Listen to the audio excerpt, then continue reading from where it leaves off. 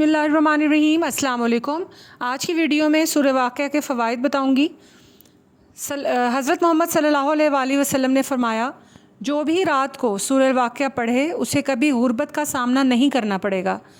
पैगम्बर इस्लाम सल्लल्लाहु अलैहि वसल्लम ने इरशाद फ़रमाया, सूरह वाक़िया दौलत की सूरत है, लिहाजा इसको पढ़ो और अपने बच्चों को पढ़ाओ।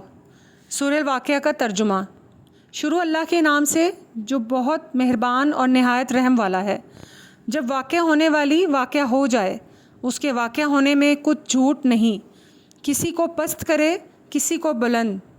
जब ज़मीन भूचाल से लरज़ने लगे और पहाड़ टूटकर रेज़ा रेज़ा हो जाएं, फिर गुबार होकर उड़ने लगे और तुम लोग तीन किस्म हो जाओ, तो दाहिने हाथ वाले सुभान अल्लाह, दाहिने हाथ वाले क्या ही चैन में हैं, और बाएं हाथ वाले अफसोस, बाएं हाथ वाले क्या गिरफ़्तार अज़ाब हैं।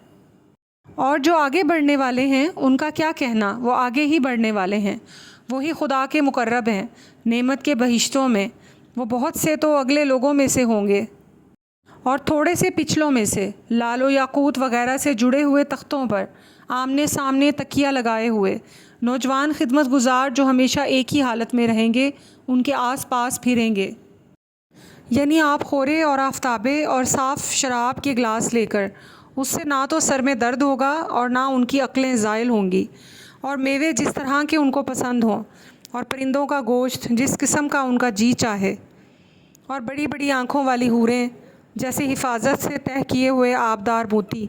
ये उन अमाल का बदला है जो वो करते थे। वहाँ ना बेहुदा बात सुनेंगे और ना गाली गलोच। हाँ, उनका कलाम सलाम सलाम होगा।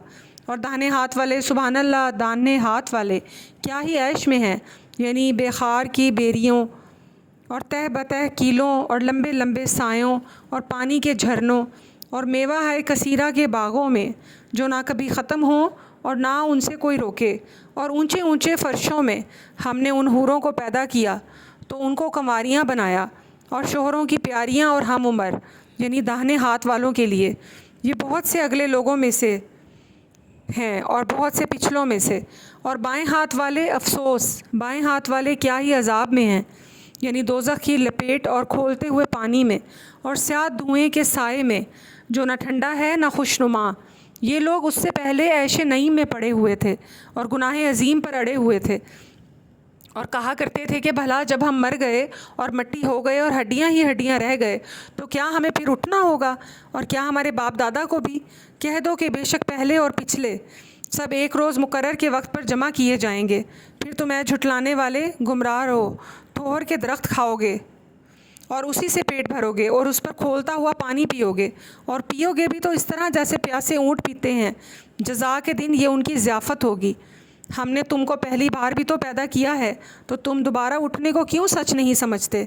देखो तू के जिसे नुत्फ़े को तुम औरतों के रहम में डालते हो, क्या तुम उससे इंसान बनाते हो या हम बनाते हैं। हमने तुम में मरना ठहरा दिया है, और हम इस बात से आजिज़ नहीं कि तुम्हारी तरह के और लोग तुम्हारी जगह ले आएँ और तुमको ऐसे जहान में जिसको तुम नहीं जानते पैदा कर दें।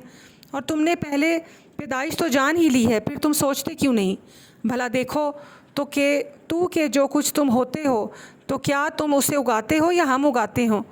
अगर हम चाहें तो उसे चूरा चूरा कर दें और तुम बातें बनाते रह जाओ कि हाय हम तो मुफ्त आवान में फंस गए, बल्कि हम हैं ही बेनसीब।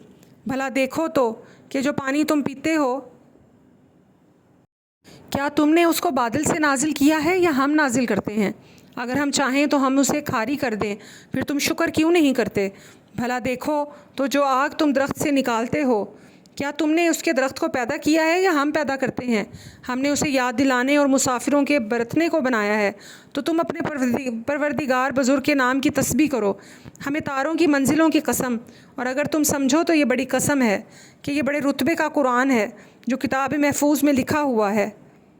उसको वही हाथ लगाते हैं जो पाक हैं, परवरदिगार आलम की तरफ से उतारा गया है। क्या तुम उस कलाम से इनकार करते हो और अपना वजीफ़ा ये बनाते हो कि उसे झुटलाते हो।